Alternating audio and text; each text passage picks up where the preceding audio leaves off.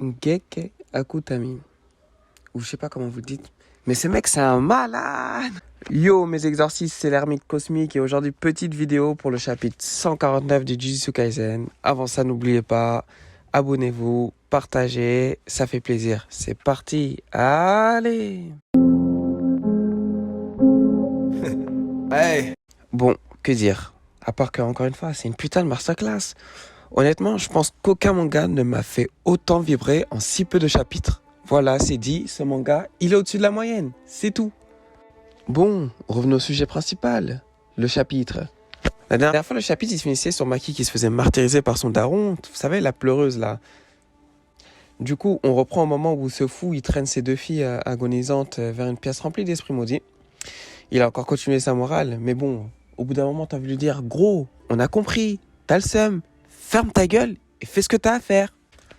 Bref, et quand il se parle, là, t'as Mei de nulle part, et qui commence à sourire en regardant Maki, qui l'embrasse comme si elle voulait lui transmettre quelque chose. Et là, on se retrouve dans un monde, encore une fois, avec la plage, la mer.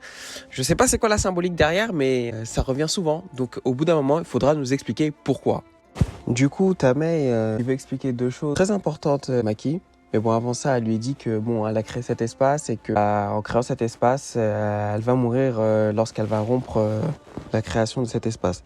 Enfin bref, là, elle veut lui expliquer deux choses importantes. La première chose, c'est que dans le monde des exorcistes, quand tu veux acquérir quelque chose, il faut que tu en abandonnes une autre. C'est comme ça que ça fonctionne, les restrictions. Et une autre chose aussi, c'est que pour les jumeaux, ou en l'occurrence là, dans ce cas-là, les jumelles, dans le monde des exorcistes, elles sont considérées comme un seul être. Du coup, quand elles doivent faire les choses, elles doivent faire les choses ensemble. Et par exemple, là, Maki, qui voulait progresser du coup dans sa fonction d'exorciste avec l'énergie occulte et autres, eh ben, elle ne pouvait pas vraiment progresser parce que Mei ne voulait pas progresser, vu qu'elles sont jumelles. D'ailleurs, je sais pas ça sort d'où, je savais qu'elles étaient sœurs, mais jumelles, je savais pas. Enfin bref, voilà.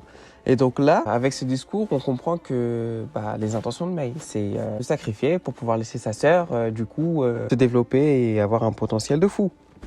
Et là, du coup, à la page suivante, t'as Mei qui, dans un discours émouvant, lui dit je te donne tout ce que j'ai jusqu'à mon énergie occulte. En retour, je ne demande qu'une chose. Et là, t'as deux mots qui donnent le frisson à tous les lecteurs, vraiment. Genre, si t'as pas les frissons, t'es vraiment un insensible. Elle fait détruire tout. Et là, je sais pas quoi dire. Dinguerie, masterclass. Tous les mots que tu peux utiliser pour décrire, ils sont bons à prendre. Parce que là, c'est de la folie. T'as le daron, la pleureuse, et il se retourne, il est en sueur, il est en panique totale, le mec.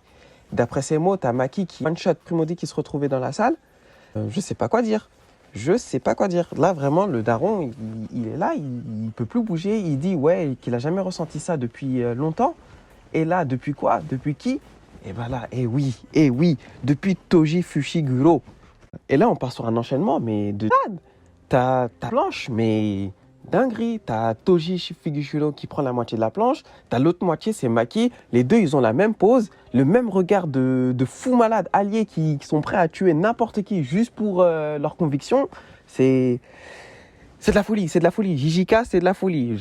Honnêtement, je vous le dis, ce manga, c'est une masterclass. Et vraiment, genre, en si peu de chapitres, il est passé devant tellement de chapitres au niveau scénario, au niveau hype. Et là, à ce moment-là, je vous le dis, là, t'as tout le monde, tous les lecteurs qui sont devenus barges. Ils se disent, mais what, qu'est-ce qui se passe? Mais Maki, gros, enfin, déjà qu'elle est déjà très appréciée, mais là, l'auteur, il confond vraiment que c'est l'un des meilleurs personnages féminins des shonen de ces dernières années.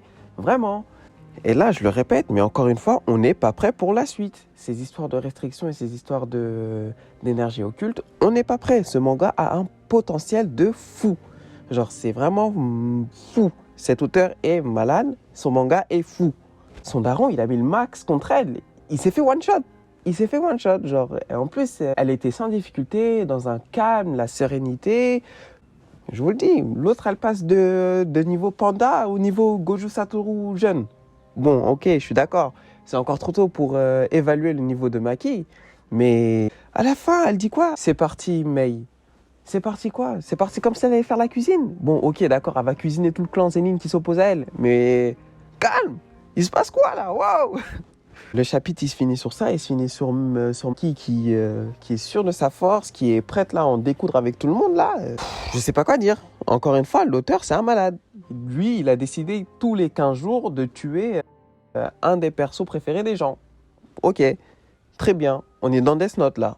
Ok, pas de souci. Et encore une fois, même si les personnages sont tués, c'est bien amené, ça apporte vraiment un propos à l'histoire, ça a vraiment des vraies conséquences sur le monde du Jujutsu. Ça montre aussi à quel point appartenir au clan d'exorcistes, c'est pas donné à tous, c'est vraiment une tâche très difficile. Et puis même le métier d'exorciste, ça montre que c'est vraiment pas un monde pour les enfants, c'est un monde dans lequel il faut vraiment être vigilant et faire attention à tout ce qu'on fait.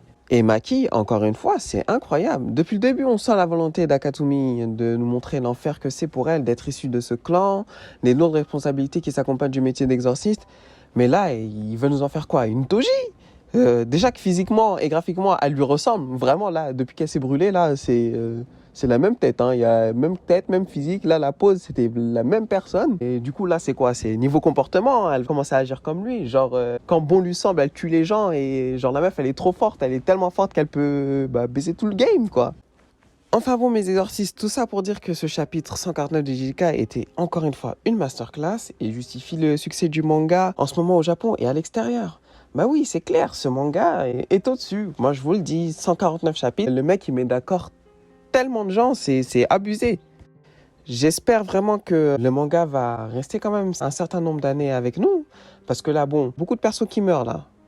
Donc j'ai peur qu'on se dirige vers la fin. Mais bon, je pense qu'il y a quand même moyen pour lui de développer, parce qu'il y a un potentiel de fou dans ce manga. Il y a un potentiel de fou, moi je vous le dis. Bon, sur ce, mes exercices, prenez soin de vous. Et surtout, n'oubliez pas de liker la vidéo et de partager encore une fois. Et on se retrouve la semaine prochaine pour une nouvelle review. Allez!